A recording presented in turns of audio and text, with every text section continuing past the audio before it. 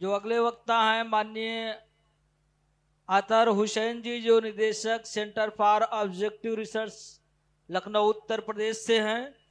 वो कुछ व्यवधान आने के कारण वो आज इस सत्र में उपस्थित नहीं हो पाए हैं।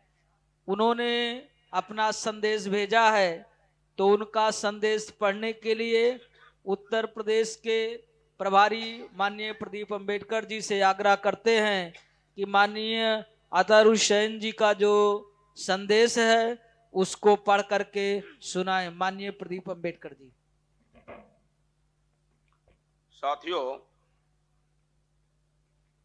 माननीय अतहर हुसैन जी जो निदेशक हैं central for objective research Lucknow Uttar Pradesh, जो किसी वजह से नहीं आ पाए मगर उन्होंने एक संदेश भेजा है। साथियों, आज बामसेब के 39वें राष्ट्रीय अधिवेशन में ऑल इंडिया से आए हुए सभी डेलीगेट साथियों को जय मूल निवासी और आदाब। इस्लामिक शासक वर्ग के पहुंचने वाला भारत जो हमारे जेहन में आता है, उसका एक छोर कंधार अफगानिस्तान और दूसरा छोर बांग्लादेश का चिटगांव शहर है। इसकी आज की आबादी 5 करोड़ अफगानिस्तान का, 18 करोड़ पाकिस्तान, 20 करोड़ बांग्लादेश और 130 करोड़ भारत, कुल मिलाकर 173 करोड़ है। इसमें 115 करोड़ हिंदू, 58 करोड़ मुस्लिम आबादी है।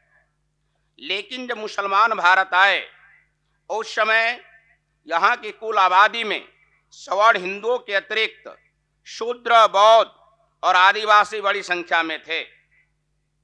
तब कोई मुस्लिम नहीं था। उस दौर में विदेशों से आने वाले अरब, फारसी, मध्य एशियाई और तुर्क मूल के लोग थे। समय समय पर इन आने वाले में शासक वर्ग, सैन्य वर्ग, उलेमा, इस्लामिक धर्म गुरु, लड़ाके सिपाही, शिक्षाविद और कामगार थे। इनकी कुल तादाद 10 लाख से अधिक नहीं थी। अगर हम पिछले 700 साल की कुल पीढ़ियों के हिसाब से देखें तो ये तादाद 1.5 करोड़ होता है। इसे आज की कुल मुस्लिम आबादी से कम करें, यानी 58 करोड़ से 1.5 करोड़ घटा दे तो 56.5 करोड़ आबादी बचता है। अगर फीसद में देखें तो विदेशी आबादी कुल केवल 2.58% और बाकी 97.42% आबादी मूल निवासी भारतीयों की है। यह मूल निवासी आबादी इस्लामी आदर्शों को सूफी शिक्षाओं से प्रभावित होकर मुसलमान बना। साथ ही अरब व्यापारियों के साथ पुराने संबंधों द्वारा दक्षिण भारत में इस्लाम पहुंचा। गौरतलब है कि सबसे महत्वपूर्ण इस्लाम का असर ख्वाजा मोइनुद्दीन चिश्ती के सफर से हुआ। इस सफर में वे अपने बगदाद से ढाका और फिर ढाका से अजमेर पहुंचे। मेरा पूरा विश्वास है कि 97.4% उस दौर की शूद्र आबादी थी, यानी आज के एससी, पिछड़े और आदिवासी। इनमें कुछ तादाद स्वर्ण हिंदुओं की भी थी, जैसे केरल के मोपला मुसलमान। स्थानीय ब्राह्मण और अरब मिश्रित है।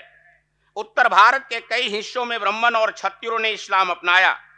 उदाहरण स्वरूप मोहम्मद अली जिन्ना और मोहम्मद इकबाल के पूर्वज 2 पीढ़ी पहले स्वर्ण हिंदू थे।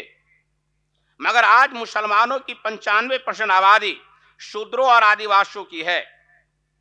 आदिवासियों में खासकर उत्तर पश्चिम प्रांत सरहद के पख्तून, अफगानिस्तान के पख्तून, उदाहरण के तौर पे पोरस एक हिंदू पख्तून बादशाह था। असम, मणिपुर और अविभाजित बंगाल के आदिवासी, जिन्हें चिटगांव के इलाके में चकमा कहा जाता है, ये सभी आते हैं। पैट्रिक फ्रेंच ने अपने चर्चित किताब भारत में लिखा है कि आज ब्राह्मणवादियों का मुसलमानों के प्रति जो द्वेष मूल रूप से उन हिंदू शूद्रों के प्रति है जिन्होंने ब्राह्मणवादी वर्चस्व को अस्वीकार करके इस्लाम कबूल कर लिया। मुसलमानों पर हमलों का यही बड़ा कारण है। मेरा मानना है कि 95% मुसलमान जिनके पूर्वज मूल निवासी थे, अगर मजबूती से और डंके की चोट पर अपनी इस विरासत पर जोर दे तो हम वह और छद्म भरा यह माहौल अपने आप खत्म हो जाएगा।